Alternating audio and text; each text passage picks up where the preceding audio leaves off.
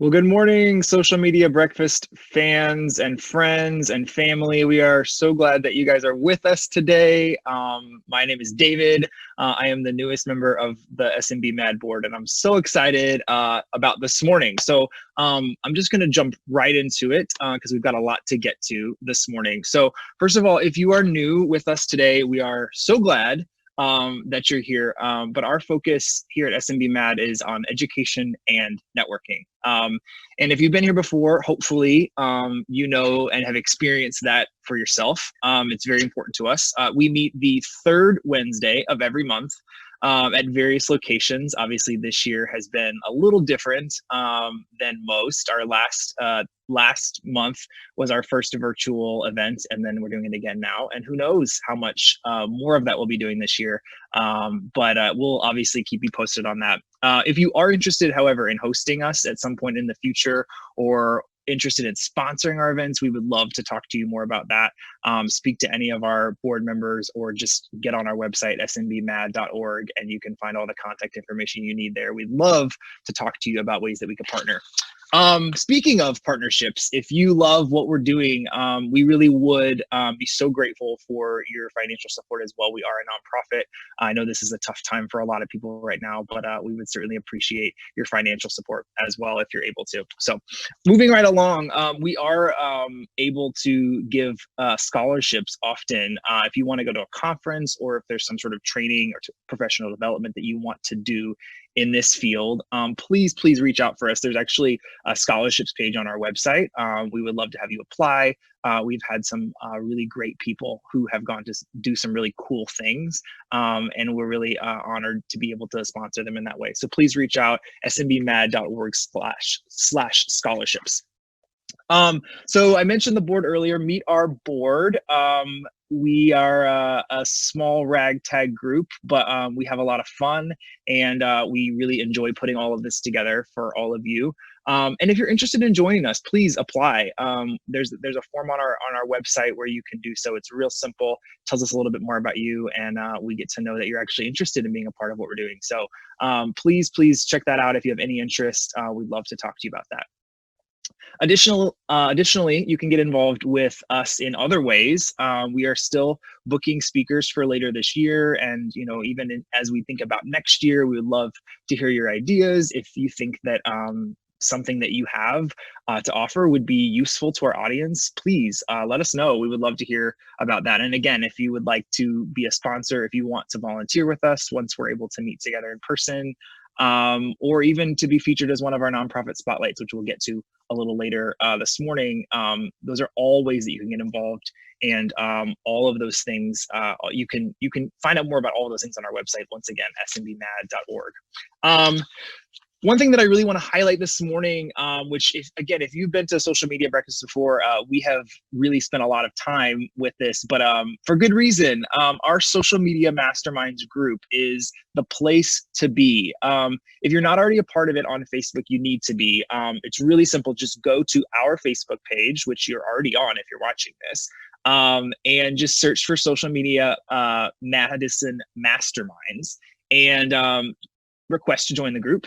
You're going to get all kinds of cool things in terms of networking and answers to questions you may have, advice, resources, and it's all a little more contained because it's a closed group. So please join us there. There's a lot of really good stuff happening there on a regular basis, and I know we would love to see your faces there. So social media Madison Masterminds, don't forget about that. I also want to just highlight something that we did last month. For the first time, we did a little giveaway last month. If you remember, if you were here last month, we challenged you to tweet or post anywhere you want to a picture of yourself this morning using the hashtag SMBMad, and whatever that looks like for you. Where are you watching this morning? And we are going to randomly select some people to win an exclusive SMB Mad mug. And I just want to shout out Edessa Grace on Twitter. I hope I pronounced that right, Edessa. And Cell Plus USCC Agent on Instagram. We have reached out to both of you already. But if for some reason you have not received that information, please reach out to us. We are just looking for your contact information so we can get you your exclusive mug. And then again this morning, please do this. Join us. Tweet out, or like I said, post on Instagram or Facebook your views this morning as you're watching us, and use the hashtag SMBMad and for a chance to win a mug. So we are watching, and we will be selecting winners at random. So just want to look ahead ever so slightly to next month. This is a presentation that was very highly sought after that we ended up having to kind of pivot from. But we are going to be rescheduling the Building a Brand from Scratch case study for, it's going to be next month. In terms of the logistics of where and how, to be determined, but it is going to be happening, and we will be keeping you posted on what that looks like. But please, I know so many people were excited about this one, as was I, and you can look forward to the fact that we're going to do that next month in June, which seems crazy that we're already in June. So almost in June. So building a brand from scratch, the case study, some folks from Forward Madison will be here to talk about how they've done what they've done so well, and I know I'm really excited about that one, like I said. So put that on your calendars, and don't forget, third Wednesday of the month. I want to just give a quick moment to talk about and shout out our sponsors. They are right there on the screen. We could not do what we do without them. We are so grateful for their partnerships, and then also not just our sponsors, but our partner creators as well. Thank you so much to all of these amazing businesses and people who keep us doing what we're doing. With that in mind, I actually want to segue ever so slightly. We have a couple of our sponsors here this morning. They're just going to chat briefly, give us a little update on what they're doing and who they are. So I'm just going to go ahead and pivot right over to Andy from DreamBank. Andy, are you there? I am here, yes. Good morning. Thank you so much, David. Let's see if I can get, there we go, a little bit more in frame. So yeah, my name is Andy Frisky. I'm a dream curator at DreamBank. I'm sure I've met a handful, if not most of you who are tuning in today. But DreamBank is a free community resource located in the heart of Madison, Wisconsin, that's dedicated to helping inspire people to pursue their dreams. And in large part, that's done through the programs that we offer. So again, I'm sure a lot of you are familiar with the programs that we're doing. We're not in our physical space for our programs, both for Social Media Breakfast as well as the other activities we have. But we've been doing a lot of wonderful events live stream. And actually, David Clark Sally did one a couple of weeks ago. So that's been pretty neat. And then we also had a really great event yesterday on Facebook Ads Manager. We're doing a lot of various fitness related activities, both for adults and for kids, career development stuff. So really just trying to kind of take what we were doing in our physical space and bring it to our guests virtually. In addition to that, we also have a wonderful drop-in co-working space that people are able to pop in and have a quiet place to work throughout the day.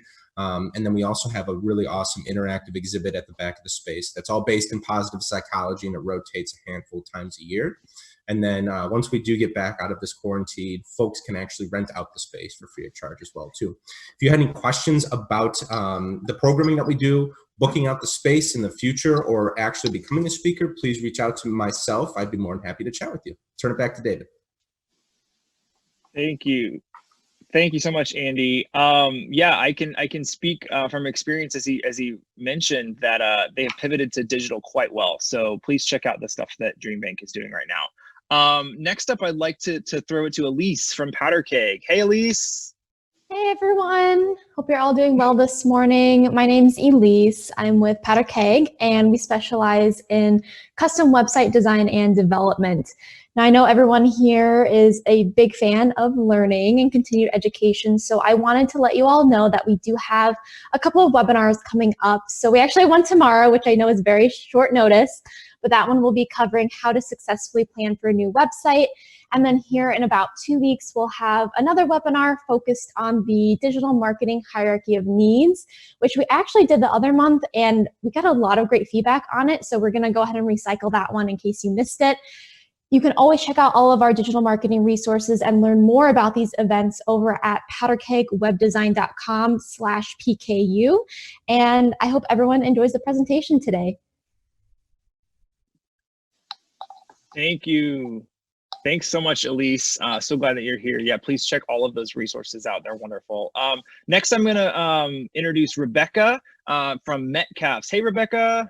Hey, good morning, everyone. If for anyone that doesn't know, Metcalfs is a locally owned grocery store. They've been around since 1917. I'm the social media manager there. And Metcalfs has just been so inspiring to work for during all of this. They're just really focused on shoppers and their team. And we've been just trying to put out positive energy and positive information for shoppers and to keep our staff motivated and happy and inspired during this difficult time.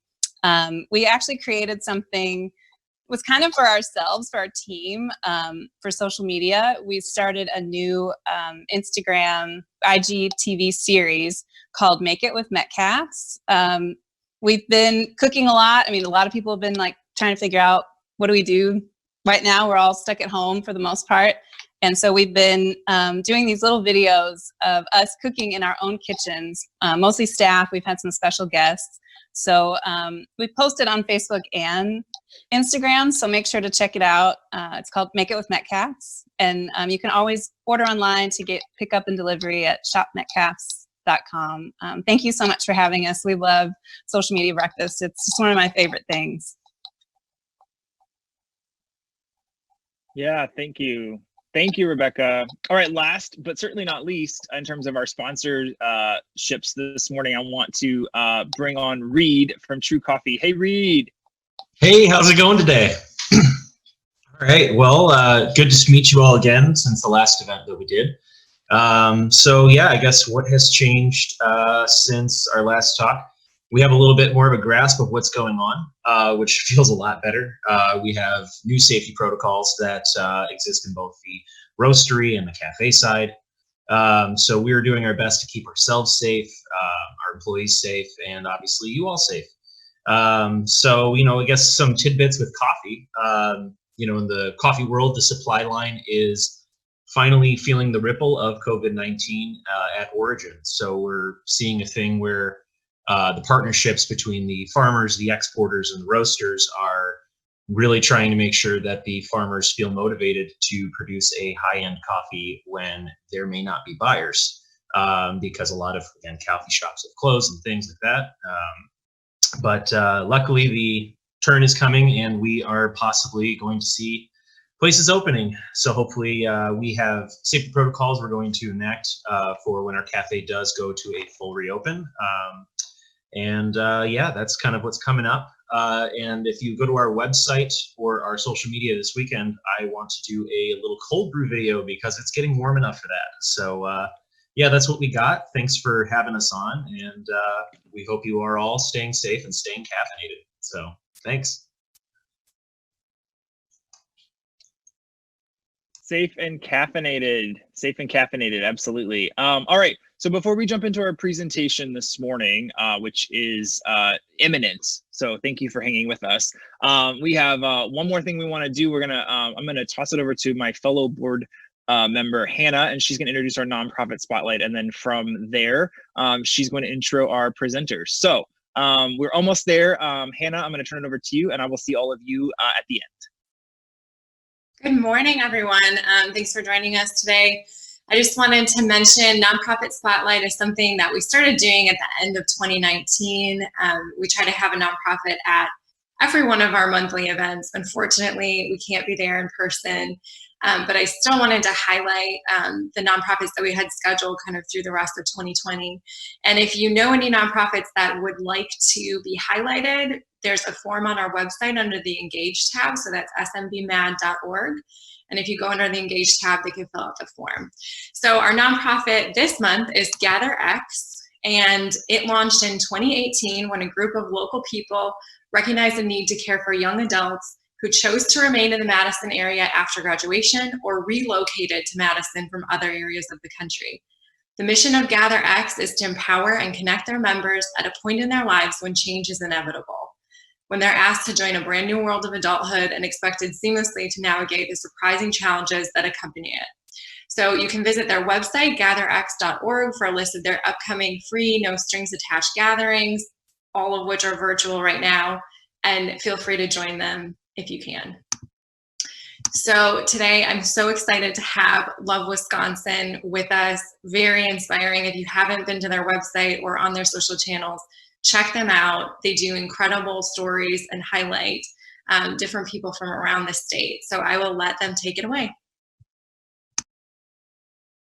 Well, thank you so much, Hannah, and good morning to everybody. I am Maria Parrott-Ryan, and I'm the executive producer of Love Wisconsin. And I also have two other people here with me, Megan Monday and Tom Kuplic, and I'm going to let them say a quick hello also. Hi, I'm Tom Kuplic. I started with Love Wisconsin not at the very beginning, but not too long after it started as an idea, and worked on the brand side of it, some of the research that we did to understand audiences, and then have helped with the analytics and data, and I'm currently also serving on the board as it is a 501c3 nonprofit as well. And I'll kick it off to Megan to introduce herself. Thanks, Tom. My name is Megan Monday, and I was one of the co-founders of Love Wisconsin. I don't work producing on the project anymore, but I'm also on the board with Tom, and just excited to share today. Great. Thanks so much for being here with me, Tom and Megan. So we are going to talk about our process for creating stories for social media today. But I just want to give you just a little bit more background into who we are. So like I said, we are a digital storytelling project, and we feature all sorts of people from all over Wisconsin. The project was launched in 2015. By Megan Monday and Jet Waller. And just last summer, we pivoted to the Wisconsin Humanities Council, made an official partnership, and now the Humanities Council runs the program. And it's a really great partnership because the Humanities Council is really responsible for so many great, often in-person events that have to do with the humanities around the state. And what Love Wisconsin brings is that digital piece, that way of sharing human stories online. And that's what we do best. Oops, sorry, went around too fast there. So our primary platform is Facebook. We do have an Instagram and Twitter page, and we do share stories over email and on a website. But Facebook is certainly where we have our biggest audience and where we focus our content efforts. And one of the things that people who are fans of our Facebook page, or who are fans and follow Love Wisconsin stories, is that they know that we have a very positive orientation.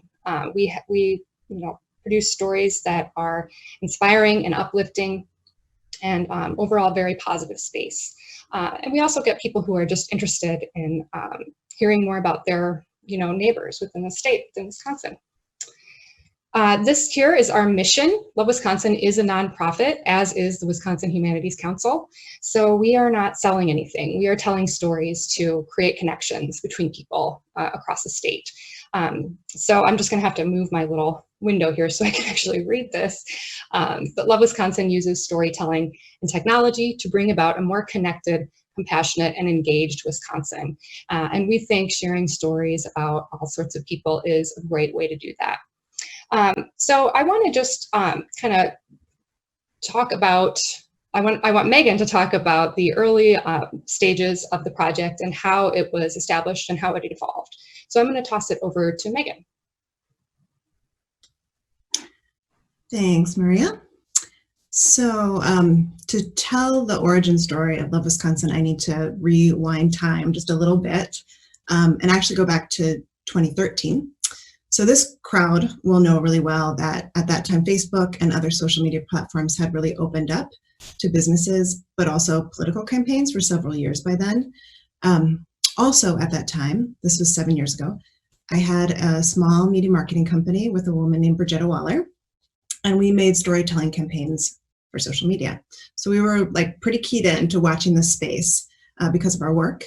And we watched how this place that was supposed to bring us all together really just started to become more divided and divisive. And this was, pre-last presidential election. And that's really the origin story, that we just started the project to see what we could offer to hold on to some of the promise of social media, and also to carve out a space for Wisconsin stories because we believed in the power of stories to connect us. Some people also ask, why storytelling? Why did we choose that as our medium? So just to kind of root us in why stories for the rest of the talk, I'm just going to read one paragraph from the Love Wisconsin book. It says, what we knew when we started this project is what we all know, that when someone shares a personal story with you, suddenly you are more connected than you were before. Both people gain in that exchange. The storyteller is heard and validated, the listener is entertained or given the gift of deeper understanding, or both, and often experiences deeper empathy as a result. Hearing stories helps us reflect on the ways we're similar or opens our hearts to appreciate our differences. Sharing brings an opportunity to feel some sense of belonging. Both the storyteller and the listener are changed by that experience. Through Love Wisconsin, we hope to harness some of that. We knew we wanted diverse, first-person, real-life stories from across the state, and we wanted to use the bridge of story to introduce one Wisconsinite to another, despite distance or other barriers. We also wanted to take that intimate act of storytelling and see if we could amplify its power by sharing it broadly. So that's why stories and why social media. So that's just kind of the background. I also wanted to share a little bit about the how, now that the why is out of the way. So in the beginning of Love Wisconsin, we really just started out in a super kind of turbo story collection mode. We would just choose an area of the state. We knew we wanted to, get all around the state, and we would hopefully have a friend there, and we would ask that friend to hook us up with all their friends, and we would do story collecting and photos in really like 20-minute long interviews. So we did a lot of the person on the street kind of interviews, really taking a page out of the Humans of New York playbook. So this example that you're seeing on the screen now is Cherokee.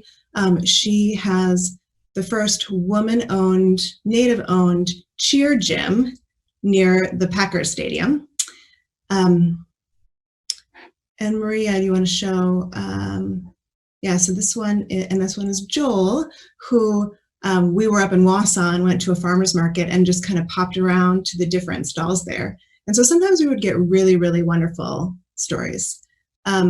This one says, if I can read it in the small, farming becomes a part of you. In fact, I heard a term yesterday, blood farmer. Not as in like being a vampire, but when you farm, it's more than just a job.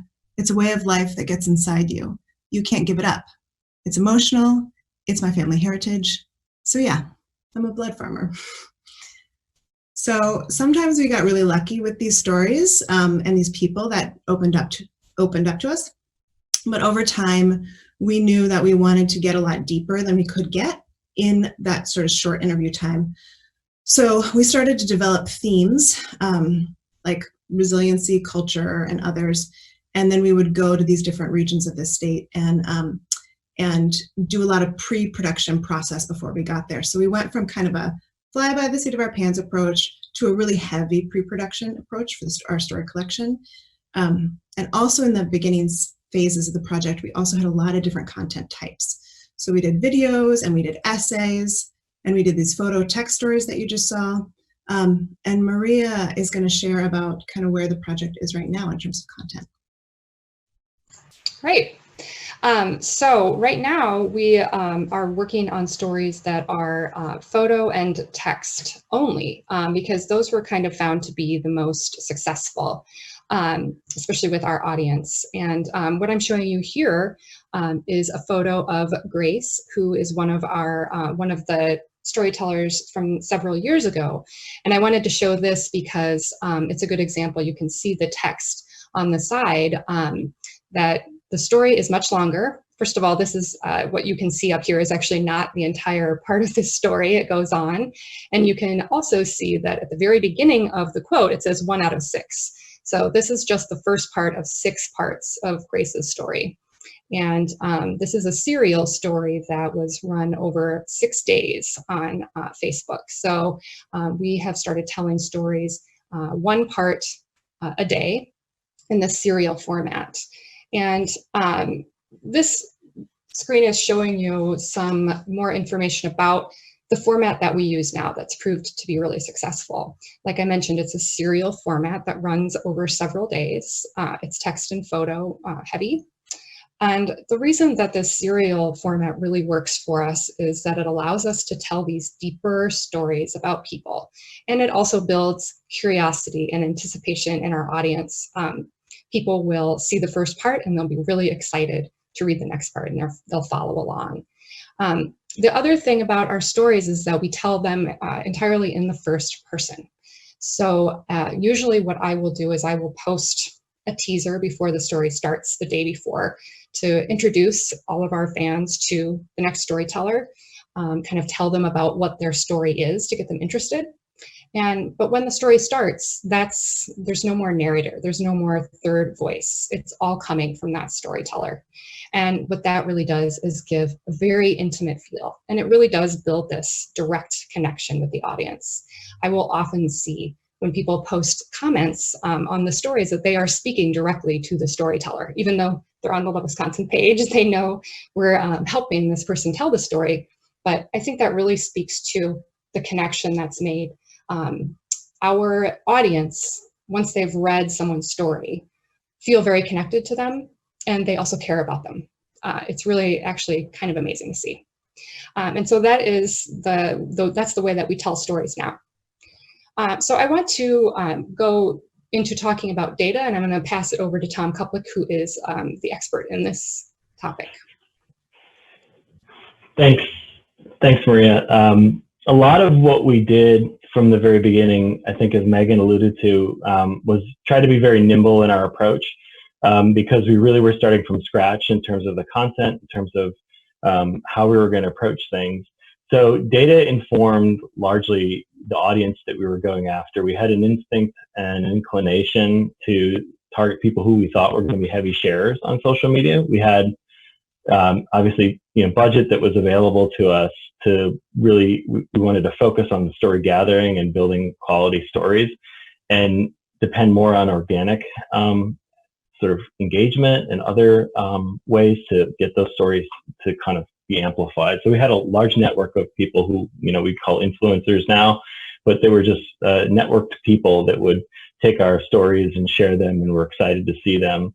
And in large part, what we were trying to do was find people who we thought when they saw our stories would want to share them naturally as well. So we did a lot of qualitative research, and we kind of borrowed from other people's qualitative research in terms of focus groups and other things to identify what we thought was a need that we felt, which was this need for stories to help make connections to people. We thought even in 2013, we were hearing from people who thought it was difficult to have a conversation with family members because they felt like everything was so politicized, and they felt like they couldn't broach any topic without feeling as if they were potentially going to alienate someone. So what we wanted to do was create stories that bridge that divide, but we also thought that there were lots of people that if we told these types of stories would really enjoy it. We could give people a 5-minute break in their life to hear about something from somebody else, and I think use the platform in the way that I think its best intentions, in terms of Facebook, where its best intentions actually lay.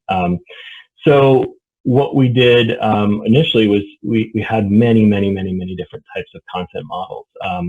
I think Megan alluded to that, but I think we had about 18 at one point. We just had experimentation. So we did a lot of this build, measure, and learn process where we would say, this is kind of like a startup model, right? For how you do iterative development. It's kind of also, I think, applicable in a content production model as well, which is just try things and see, and some things that we thought based on, our own kind of read on the twitchy nature of social media, like really short things, really kind of fun and kind of provocative things, didn't work as well. They didn't feel as authentic to what we were trying to do. So we kind of went through those, and what we landed on in the story model was really built on the data. We started to see, as Maria said, we saw a lot of people reacting really well to these personal stories. And we thought that had a lot of strategic advantage, but we also we're pulling from Facebook Insights. Most people know from that page side you can download. So we looked at a richer set of data that was kind of hidden from the normal view back then, and it's kind of grown in I think the data that's available on Facebook. And what we were looking at were a lot of the things like calculations to figure out what the engagement rates were of the different posts that we were doing, the different content types that we were doing, the different story types that we were doing. And that helped us winnow down to a kind of core approach that we were going to use for content. So data really drove a lot of the understanding of what target audience we're going to go after, qualitative data in that case.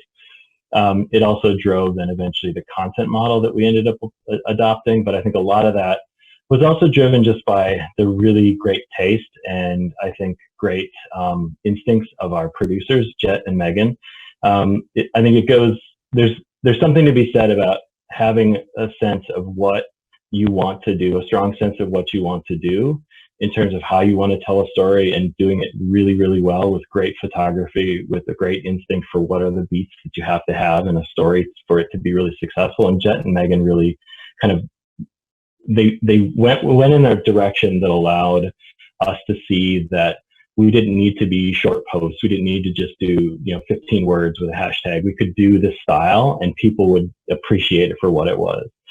So that's kind of how we started with the data. And what we currently do now is kind of keep monitoring, and we have a core set of statistics. So you can go through some of the, so we built out some data studio dashboards. We pull in data from Facebook Insights. We pull in data from our website. And so this is an evolving model, but we really look at different aspects of data to understand whether or not we're achieving our mission. So some of those on our audience side are to make sure that we're balanced. We don't want to be a page that only speaks to the large metropolitan areas in the state. So we don't want to be outsized focused both in stories and an audience in Madison and Milwaukee. So we try to have a representational percentage of folks from Madison and Milwaukee in our audience, but not over indexed in those two areas. So we keep track to make sure that we are proportionate to the population in terms of how we grow. And a lot of that is through story execution. When we go to smaller cities, or when we go to other parts of the state, we draw fans from those areas. And that allows us in a natural and organic way, without using money, without using sort of paid Facebook campaigns, to kind of grow an audience so that it's representational. We also look at whatever kind of demographic data that we can as well, to make sure that we're modeled, or we're at least approaching what would be the same proportionate representation of the state. I think we also look at our stories themselves. Are we doing a good job of being even in many cases a lot more diverse in the way that we tell stories of a lot of different people and their experiences in the state. And I think what we continue to do is monitor the data dashboards. We have reports. So Maria just kind of showed us a lot of reports. So we're always looking at things like, the organic reach that we're receiving, the viral rates of the posts, the engagement rates of those posts. We're measuring those in terms of what are the highs, what are the lows, what are the medians, what's the total post reach in a quarter. Kind of always looking to make sure that what we're doing is keeping our content at the highest level, where the kind of organic actions, the reactions, the comments, the shares are quite high. We still have more to do in this space. This is kind of like the baseline approach that we've taken to understanding and using data. The next approach that we're looking forward to doing is kind of getting into a little bit more of an understanding of how to understand empathy.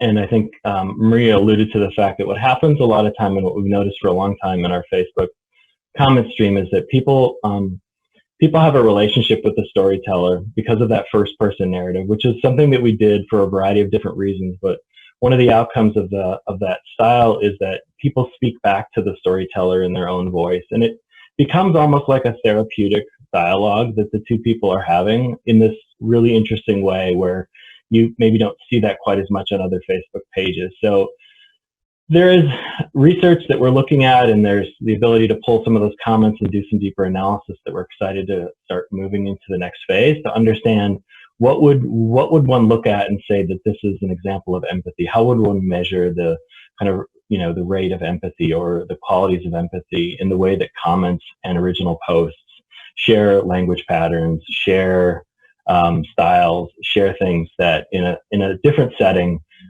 people would say that they feel a sense of empathy. So that's kind of like broad strokes what we're looking at in Next Vision for data, but we're never kind of satisfied with just one way of measuring how we're successful. We're always looking to make sure that we're meeting the standards that we set for engagement, for reach. But we're also looking at other ways that we can take the rich data set that we have from the comments and from the many words that people write in their comments and get a deeper and better understanding of why some of these stories are incredibly successful and how people react to them. I think I can bridge to the next section. Is that right? So yes, go ahead.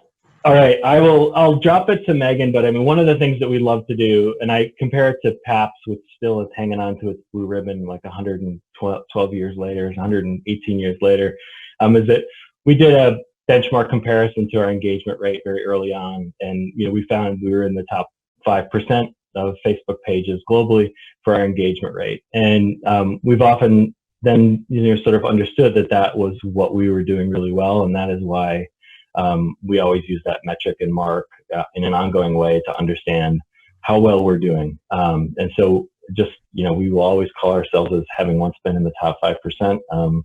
Now all that stuff kind of shifts a little bit, but we know what works for us.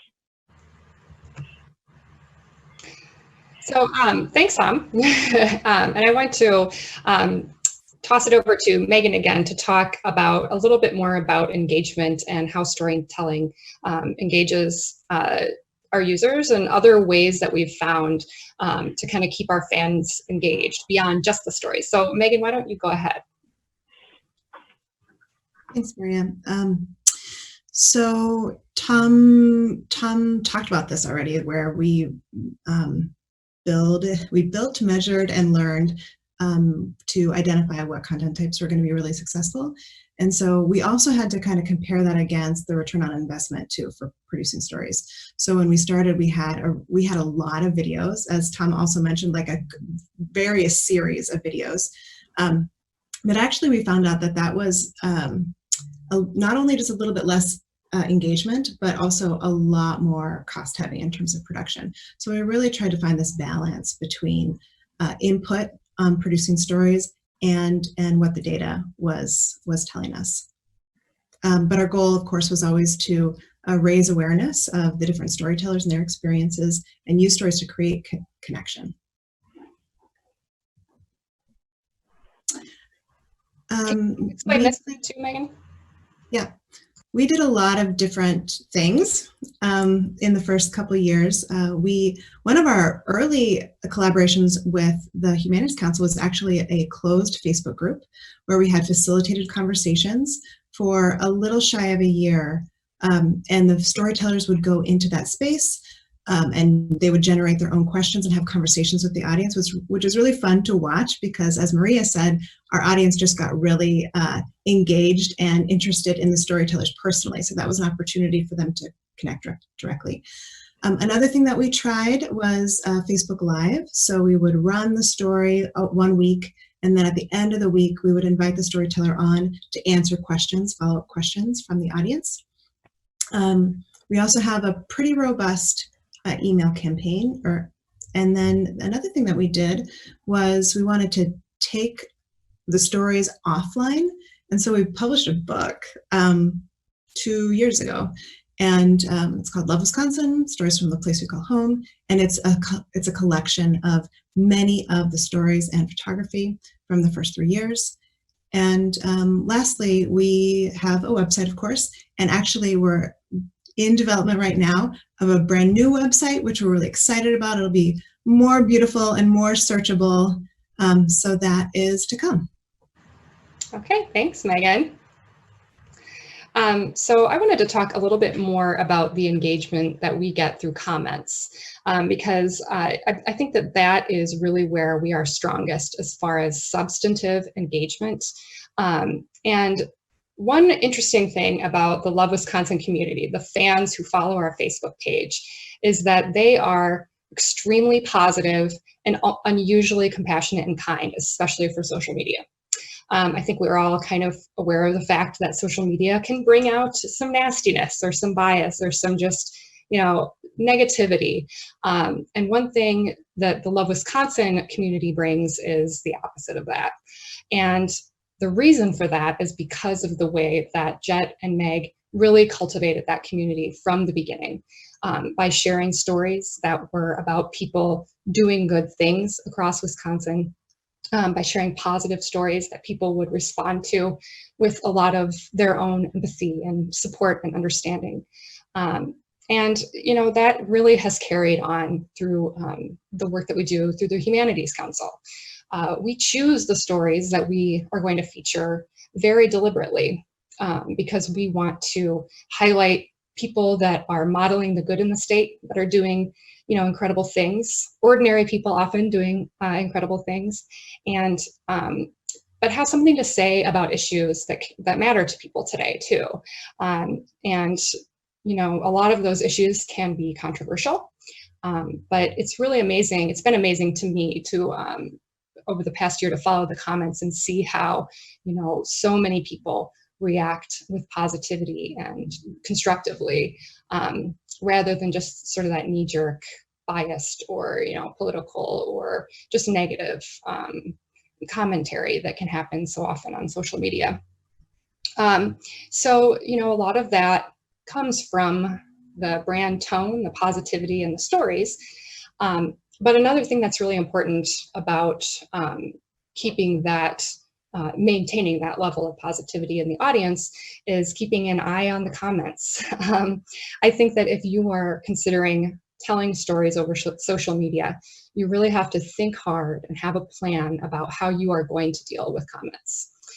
Because we all know that on Facebook, we can't moderate the comments. We can't, stop anyone from posting something offensive or inappropriate or just negative or nasty. We certainly keep a very close eye on them, and we hide anything that is, just unacceptable to us. We have a pretty high, level of expectation for what our commenters are going to, contribute. So we always promise our storytellers too that they're putting themselves in a vulnerable position by sharing their personal stories over social media.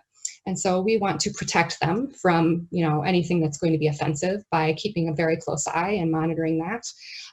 But another really nice thing is that because the audience that already exists for Facebook or for Love Wisconsin on Facebook, because they're already so positive and familiar with us, they will often respond to people who comment with inappropriate or maybe biased comments, and they will kind of bring them around and hold that line of appropriateness, which is really nice. And one of the things that I have really found over the past year that I've been working for Love Wisconsin is that it really takes some deep thinking and practice deciding what comments we are going to leave up and consider acceptable.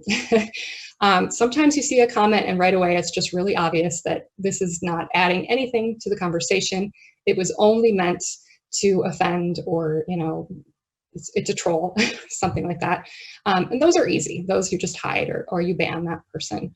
But sometimes you will get a comment that is, someone's authentic and honest take that maybe does reveal some bias or some ignorance about a subject.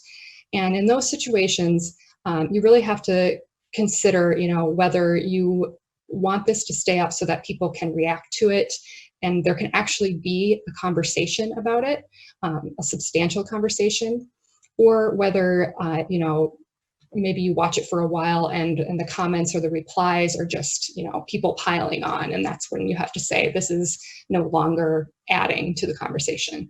So that's been something that we keep a really close eye on. I wanted to share a couple of the example comments just to show you what kind of substantial contributions people are making. The screen you see here, the photo is of Erica Turner, who is one of our storytellers we featured just a couple of months ago. And Erica is a wonderful person. She lives in Cedarburg, which is a small town north of Milwaukee. And her story is a lot about her experience as one of the very few Black people in Cedarburg. It is a primarily white town. And she recognized that, and she started an organization in town to get people together to talk about race and to talk about bias. And it's called Bridge the Divide. And it's been extremely successful. It's gotten people in the community to meet each other and talk about these things that, they weren't super comfortable talking about before. And it's a great place for Erica to share her perspective and to bring in the perspectives of other people and other experts. So her story, we started out by telling some of her background, and then really talked a lot about what inspired her to start this organization. And I think some of the comments, really showed people understanding that this was an important topic to talk about, and really sharing the way that they could relate to that, even if they didn't have the exact same experience. So this comment, this long comment that you kind of see here in the middle, is a really great example of someone empathizing with the experience that Erica had and sort of sharing the way that she sees that happening. She saw that happening in her small town when it came to different religions. And I think you can also see here a couple examples of the real gratitude that people express to our storytellers. And that is also just a very common response, is gratitude for, thank you for sharing your story, and people acknowledging that it is valuable and not always easy to share personal aspects of your life. So this is just another example of some comments that I think I'm just going to kind of go through so we can continue on to the next topic, which is how we craft the stories. So let me just go here. So as you all know by now, we're Love Wisconsin. We tell stories about people who live in Wisconsin. So that is really our first, the first way that we choose storytellers. But like I said before, we do very deliberately choose whose stories we want to share. We don't just, get people sending us their stories and we publish anything. We want to be very careful to make sure that we are publishing stories that we think need to be heard and deserve to be amplified. Often about people who are modeling the good, as we like to say. Besides the stories being about people from Wisconsin and having a positive bent, we are guided by sort of these 6 themes that you see here: community, our land, creativity, tradition, and that also includes culture, resilient voices, and adventure. So these guidelines, which these icons you'll see on our new website, they're kind of a fun new thing. These really help when we're doing our planning and reaching out and searching for people whose stories we want to feature. We often find storytellers through, contacts through other organizations. The Humanities Council has been the perfect partner for this, because the Humanities Council already has so many people across the state that they have worked with on humanities programs who are doing amazing things in their community, who are doing really creative things. So that's been a really, really important and positive thing that's come out of the partnership between Love Wisconsin and the Humanities Council. But this is a very helpful way to guide us and to help us, try to get some variety in the stories, to cover different types of things. Another thing that guides us that's extremely important is diversity. So we want to share stories that, cover all sorts of types of diversity that exist in Wisconsin. And that absolutely includes racial and ethnic diversity, but it also means gender diversity, age diversity, geographic diversity. We want to make sure that we are telling stories about people from all over the state and not focusing, like Tom mentioned before, on just the major metropolitan areas of Madison and Milwaukee, or just certain places. So we try to get geographic diversity in there.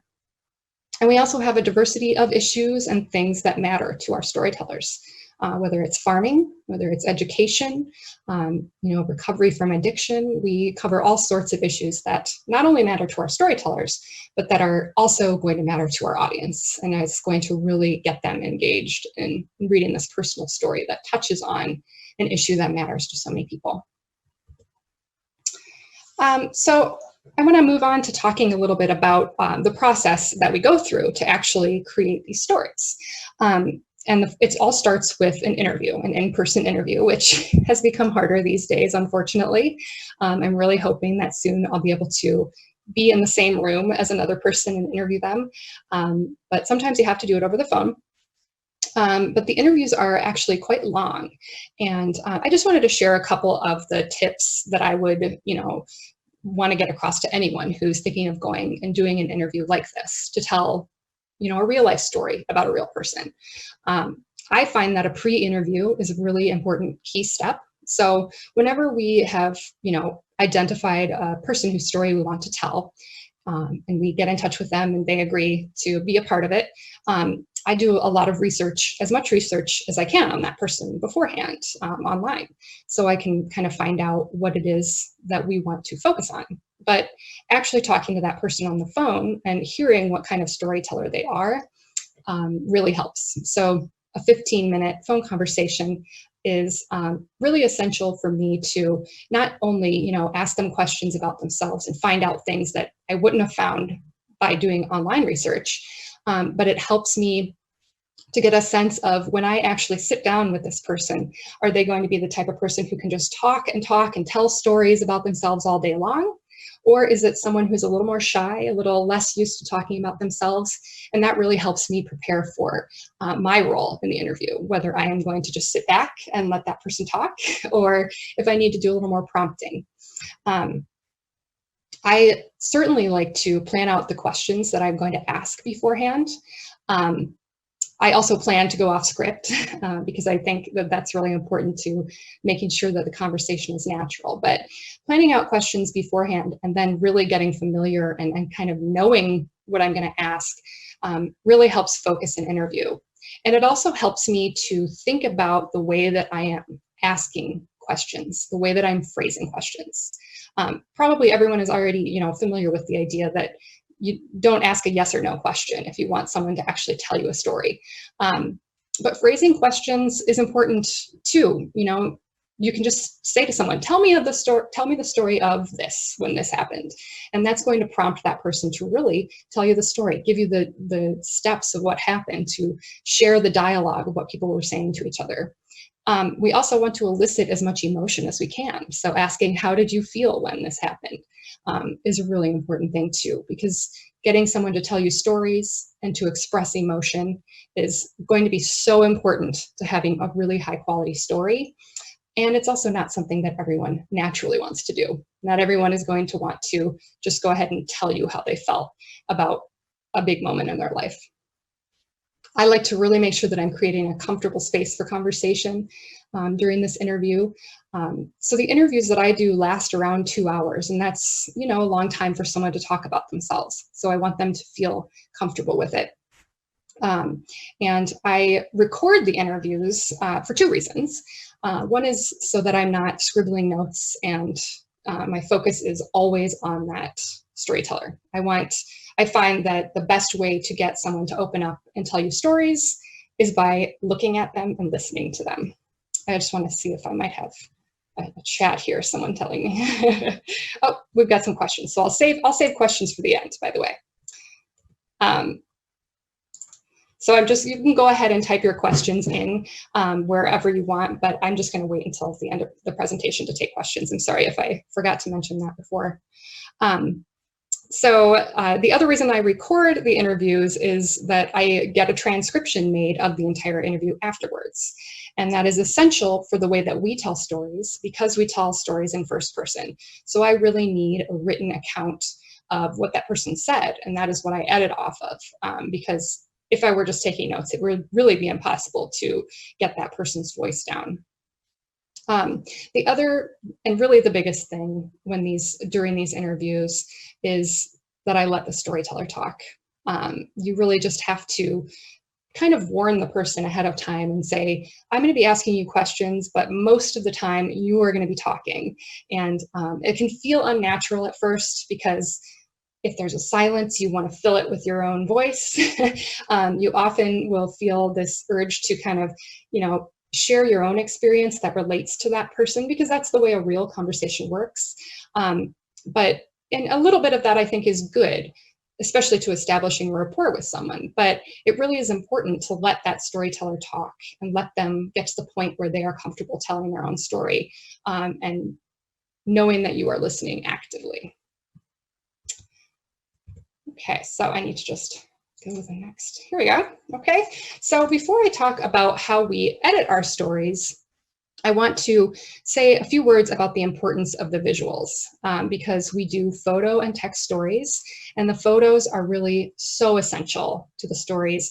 And, you know, that's for several reasons. And one of the reasons is because we are sharing stories on social media, where someone is scrolling through their Facebook feed, and a wall of text that is, 5 paragraphs long is not necessarily going to be what gets that person's attention. But a photo like this of a smiling person is going to get their attention. This is Mohammed that you see on the screen. He is one of our storytellers from Barron. And so the photos are really so essential to getting people's attention and drawing people in. This welcoming, smiling face is just going to stop people, and they're going to say, oh, who's this? And what's this story? And it will really get people to stop and take the time to read the story. And of course, the photos are also important because they help tell the story. They can set the mood for, whatever chapter of the story is being told. They can provide things like some of the setting. You might recognize this person, Mike Perry, who is another storyteller. He's just sort of in his element here. And here is another photo that we used for, this is Nadine, who told a story about her struggles with opioid addiction and recovery. So in this case, we needed to make sure that we weren't, having a smiling photo to go with that chapter about a very hard period in her life. So the photos are important to really setting the mood and the tone for the story as well. And that's something when I'm crafting these stories that I have in mind. I make sure that I pick the perfect photo to go with that chapter.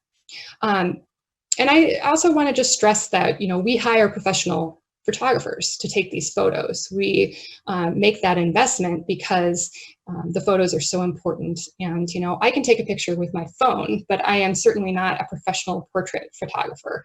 And we need someone who is skilled at really finding that person and really, being able to see that person in a way that is going to help us better understand them. And because Megan actually took many of the photos, these 2 photos of Mike and Mohammed that were used for the early stories, I wanted to give her a chance to talk about what she found out about what was important about the photos and how to choose them for the stories. So Megan, off to you. Thanks. Well, you covered it really well, actually, Maria. So I guess what I would add is, so I took the photos for the first 3 or 4 years of the project, and I had an idea that we wanted to get some of those documentary style photos like you saw of Mike Perry. But also for the first image, the same psychology is in effect as when you introduce yourself to someone. So what do? You kind of lean in a little closer and you smile and you shake their hand, usually. So we kind of wanted to bring that same sense of introduction to the beginning of each story. So typically you'll see on our stories that we have a medium or close-up shot of somebody with a really welcoming look on their face. And so then we can move into those more documentary or emotional points in the story, as Marie mentioned before. So I think that's, I always use off-camera lighting and some of the traditional things that you would expect for portrait photography, and try to get people in their own settings. It was really important to us that when we did the interviews, we generally asked people if we could interview them in their own home. And so we would either take the photos there or we would take the photos in an area in the land kind of around where they live. Thank you, Megan. That was always interesting to me. I when I took over as producer, I was, kind of told about this. Make sure that the first part of the person's story is them smiling. And that has been, sometimes it's tricky because not every story starts out in a happy way. Sometimes when we've started the story, there are some tough things. So it can be tricky, but I think it really is important because it is so true that when you are first meeting a person, and you really are with these stories feeling like you're meeting this person, it has to be that welcoming, that smiling face to get people to really want to read more and to learn more about this person and create that direct connection. So that's really important. So I wanted to say a few things about the way that I go about editing the stories, because that is my main role. I'm not a photographer, but I am an editor. And the editor is so key to getting these stories right, to crafting an effective story. And that's not just to toot my own horn. I think that what's really important and surprising is that the result, the final product, how effective your story is going to be, doesn't rest as much on the storyteller's skills as you think. It really has a lot to do with the editor and the behind the scenes choices. You know, I have interviewed people who can, you know, tell a story about themselves perfectly, who have comedic timing, who, you know, have reflected on their lives for years and have told their stories before and can just go on. And I don't need to say anything. And that's great. But I've also interviewed people who, you know, aren't so comfortable talking about themselves, who maybe haven't really learned, you know, how to tell a story, who know about their lives, but don't necessarily know how to talk about it as well. And what I would say is that both of those types of people are great, and you can make an excellent story about them. When you have interviewed that storyteller who just knows how to tell a story and can talk for hours and hours, your biggest problem then is cutting it down, deciding what to keep to actually tell this story on social media in this space where you have to make it short. And for the person who isn't as comfortable talking about themselves, what you have to do is draw out what are the, you know, important parts of their life, what were the turning moments, what were the, you know, realizations they had and things like that. So you help them along a little bit. You help them by kind of identifying their story for them. So that's really important. And in a 2-hour interview, I always end up with so much more material than I can ever use. The way that we tell our stories on Love Wisconsin is, you know, much longer than you would expect to see on social media.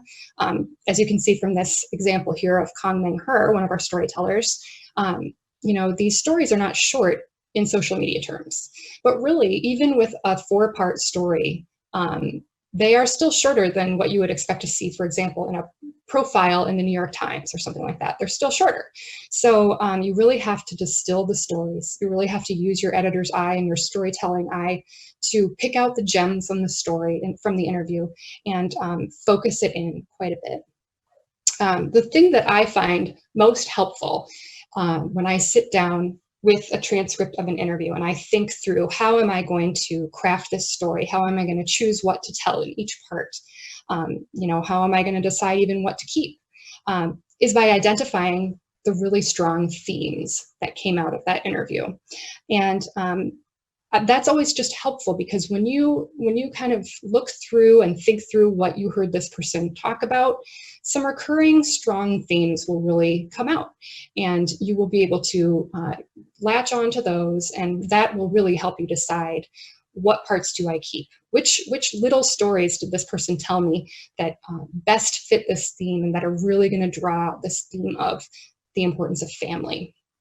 And that will really guide your editing, because anything that doesn't fit in the theme can just kind of be left out. Even if it was a great story, sometimes you just have to leave out a really great story that didn't kind of fit in with the rest of the story itself. Some other things that I look for when I'm trying to decide what to keep in are always little stories within the story, kind of like I just said. You know, people will tell you, there are some just memorable moments in people's lives, and they can tell that moment as a story with a setting, with dialogue between people. And that is always going to be effective. That's always going to get people's attention and engage people, because that's what stories are. It's us, you know, picturing in our mind where this person is, who they're talking to, and how they're moving through a space. I look for emotional moments where someone, you know, has just expressed a very strong emotion, because that's always going to be engaging also. And I also look for evocative details, and especially evocative details that relate to the story as a whole, because those are going to really paint a mental image in people's minds. And the example that I like to use is from a Love Wisconsin story that I did not produce, that was produced before I became a part of the project, but that always stuck in my mind. And it's a story about a woman named Beth, who is a sailboat captain on Lake Superior. She's an incredible person. And her, at the beginning of her story, she just talks about in her childhood, she wanted to go visit a friend across the frozen lake. So she walked across the lake in winter. And by the time she got there, her eyelids were frozen shut. I don't know why it is, but that was just such an evocative detail to me that it just sticks in my head. And I sometimes think about it. I sometimes will just, think of that as if it was a photo that I saw almost. So if you find moments like that within the interview, or if there were things from the interview that you just keep thinking of, then that's a good thing to include. I'm not going to have a whole lot of time to go through Kong Meng's story, but I do kind of want to give you a walkthrough of one story to kind of show you how we craft stories kind of in a chapter by chapter way that we can share on Facebook, and also just some of the decisions that I made along the way, because I think Kong Meng's story is a good example. So some background. Kong Meng's story ran this last December, and it was the holiday season. I wanted to run a story that would be about someone who gives back to their community, because the holidays are a time when that's on lots of people's mind, the idea of giving back. I found Kong Meng because he had won a governor's award for service to his community. He is a student services coordinator, at UW Eau Claire. So that's his work. He helps students get through college. And that was really interesting to me. After the interview with Kong Meng, though, I really identified several other themes that just really kept coming up and were clearly very important to him. And so those were the themes that I chose to focus on for the story. And those themes were his Hmong culture, his family, education, and mentors. I heard him talk about those things over and over. And so I wanted to make sure that the story really focused on those themes. So it's a 4-part story. And as you can see here, this is the first part. And the first part, I really focused mainly on his culture and his family, and his family's move from the Hmong refugee camps in Thailand that they were living in to Wisconsin. Kong Meng came to Wisconsin at a very young age and moved into his struggles trying to fit into this new place where he didn't speak the language. And then really finding his place by finding the small Hmong community in Appleton where he was living, and then later in Eau Claire. So really kind of, this story of coming from another place. Wisconsin is, this strange place all of a sudden, having some struggles, but then really having it become home. So that was the first part. And I'm not sure if I said this yet. I want to make sure to make it clear that the way we format these stories in this chapter by chapter fashion is, the chapters all build on each other and they go together and they create one large story. But it's also really important to craft each part so that it's its own satisfying piece, its own satisfying story.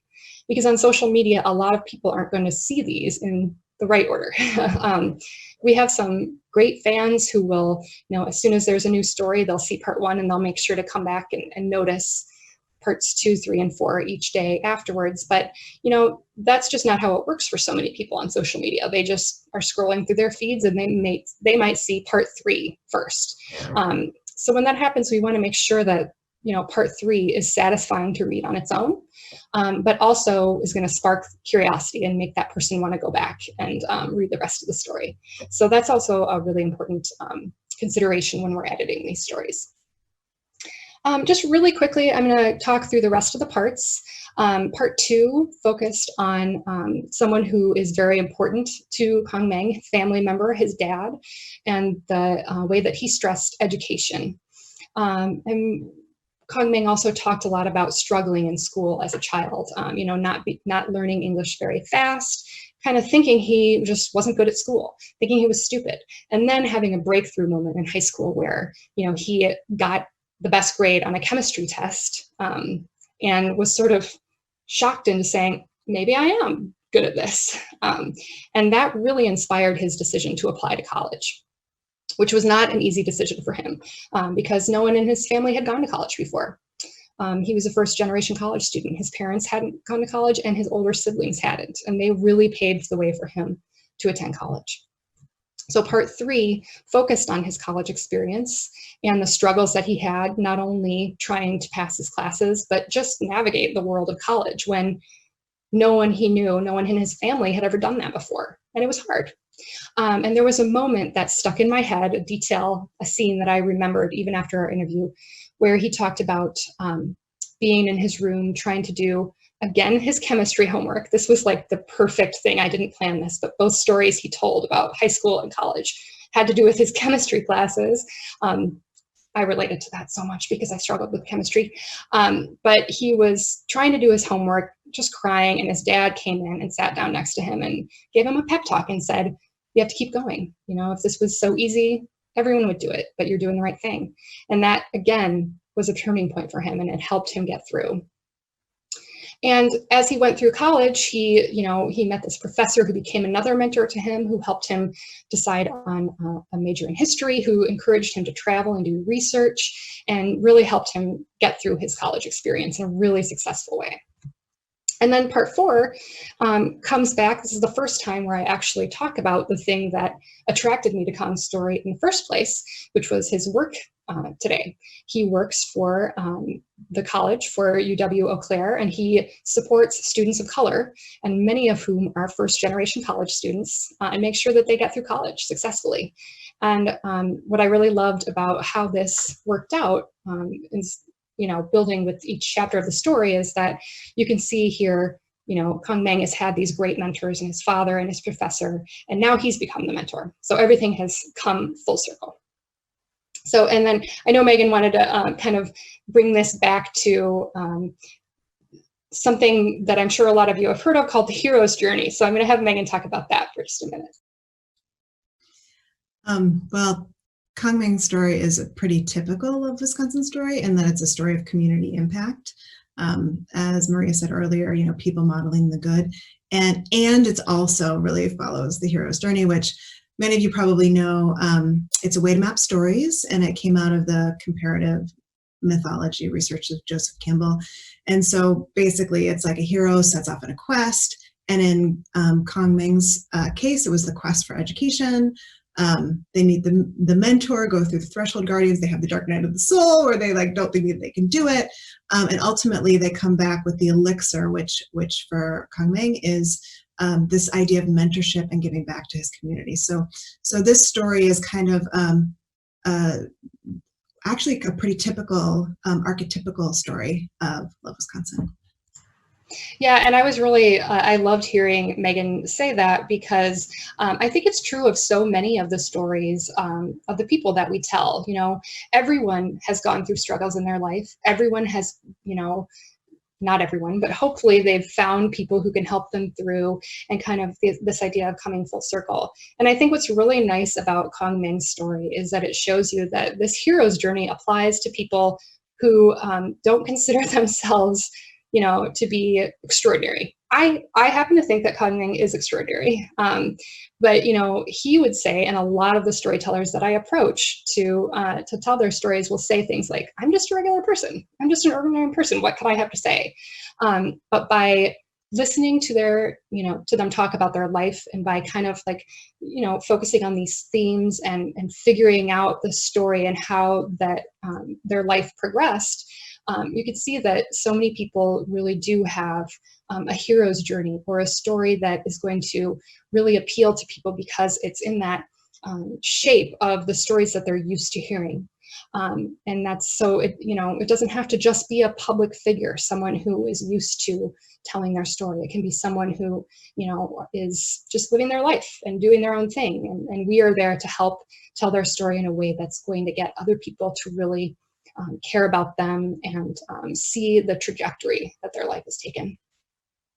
What I want to end on before we go to questions is by talking about some of the ethical considerations that we keep in mind with our stories and our storytellers. Like I said before, we are not always picking public figures. to do stories about. Sometimes we do. We've done stories about Mike Perry. We did a story about Jesse Garcia, who is the former Packers sideline reporter, who I'm sure a lot of you are familiar with.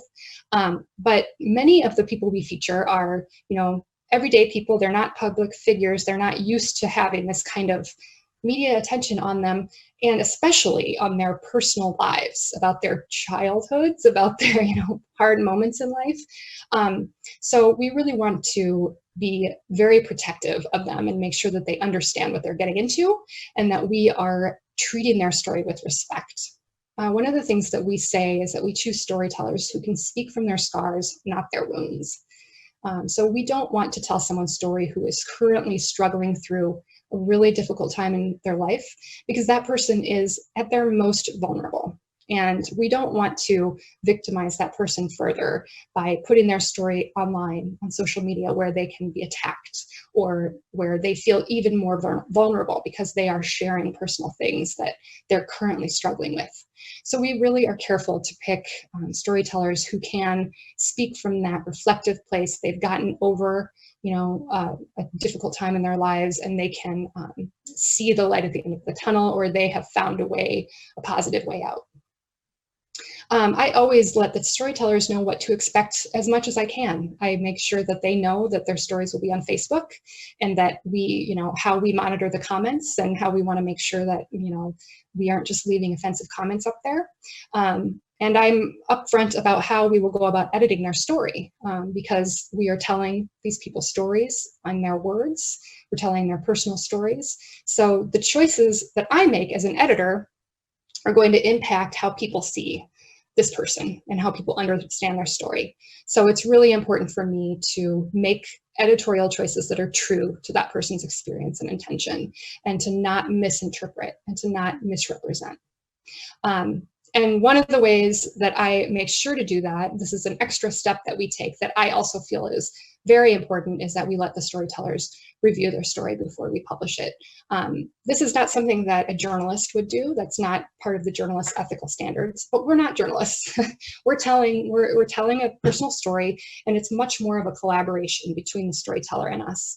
So we want to make sure that that person is aware of what's going to be published, so they're not surprised, and they have a say in it, and they can say, maybe I'm not so comfortable sharing this piece anymore, or let's not include the name of this person that I mentioned, or just allow them to take a look at it and make sure that it really represents them in a fair way and an accurate and an honest way. And I just think that those are very important things to consider for anyone who's telling stories about real people, especially people who aren't used to their stories being told, who aren't public figures. So this is the key takeaways screen that just kind of goes over some of the things we've talked about today. But that is the end of what I wanted to say. So I think now is when we can take some questions. So I am going to go ahead and close my screen. And I'm going to see, I'm going to kind of go through the questions. I think what I'll do is I will read them aloud. And if it's a question I will answer, I'll go ahead and do that. If it's a question that Megan or Tom needs to answer, then I will, flip it over to them. So the first question that I'm seeing is from Serena Larkin. Do you have comments, guidelines posted somewhere on your page? We do have on our Facebook page, there is a little section off to the side that sort of says more about the project. And if you open that, you do see that we have comment guidelines, and we have, a statement that says, this is a positive space. We ask that you are respectful. We ask that you are, don't post offensive things. My guess is that most people do not see that.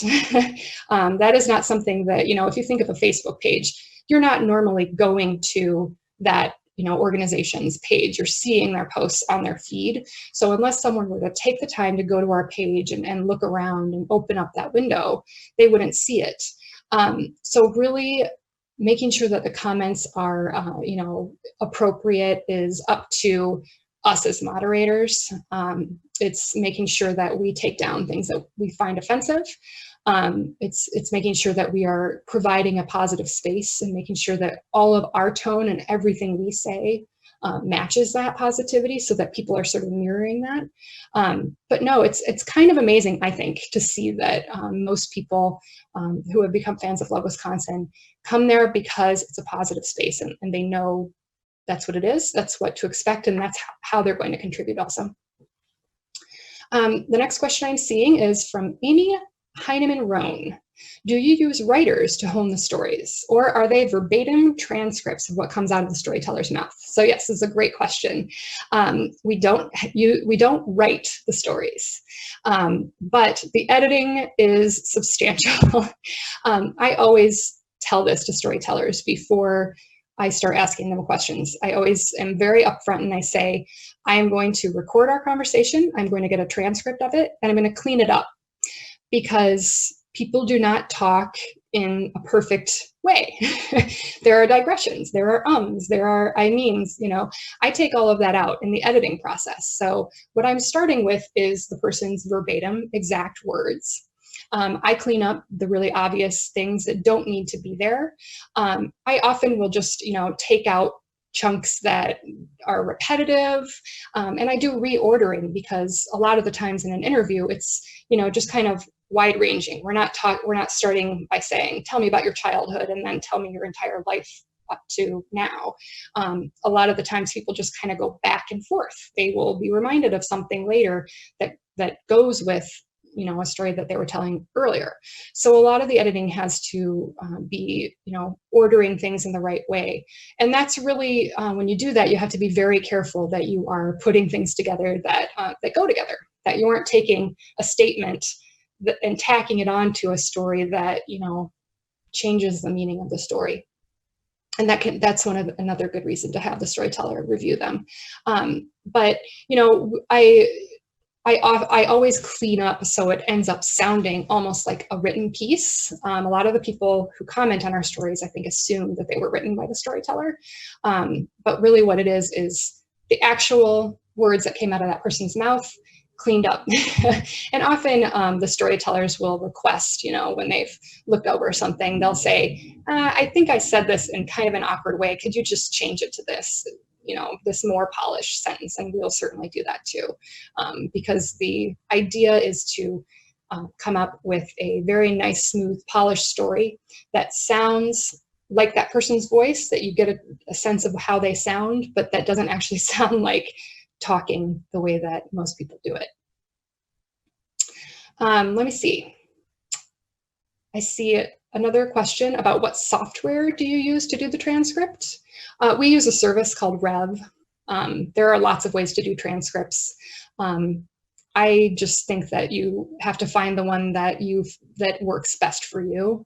No transcript is really perfect. You can get it done by a computer, or you can get it done by a person. But what I've actually found is that when I get the transcripts, you know, often it's done by a person who doesn't, you know, they don't know this storyteller, so they're going to get things wrong. They're going to spell Nina, Wisconsin the wrong way every time. They're going to spell it N-I-N-A. They're going to, you know, get words wrong, and it's really up to me, who knows the story and who was there talking to the storyteller, to go through and read it over and make sure it's correct. So, you know, I found with Rev, it's pretty good, but I think you just kind of have to experiment. Doing a transcript yourself is not a good idea. That takes up a lot of time. That's my 2 cents on that. Okay, so another question here is, do the subjects of the stories engage and answer back to the people engaging with them? This sometimes does happen. So this is another thing that I say to the storytellers, you know, right off the bat before we even start the interview, when I'm kind of telling them what to expect. I say, you know, it is up to you entirely how much you engage with the comments. And I let them know that people are going to be commenting as if they are talking to them. They're going to think that they wrote it, you know, or they're going to kind of assume it's a back and forth. And some of our storytellers have decided that they want to respond and have been great about actually going in and responding. And some just aren't comfortable with that. You know, some of our storytellers, the idea of being that exposed and going onto Facebook and looking at their own story and seeing what people are saying about them, even if they're asking questions about them, is just a little too much. And so I always say, you know, it is really up to you. And then, you know, when people ask questions, I will, you know, often try to answer it for them, or I just, you know, I just let it go. So it sort of just depends. So it sounds like that's the last question. So we're going to wrap it up. So I'm going to thank you. I'm going to thank Megan Monday and Tom Kuplic for joining me again today. Thanks so much, you guys. And thanks to Social Media Breakfast Madison for having us. It's been really wonderful. And I want to turn it back over to David. Thank you, guys. Thank you so much.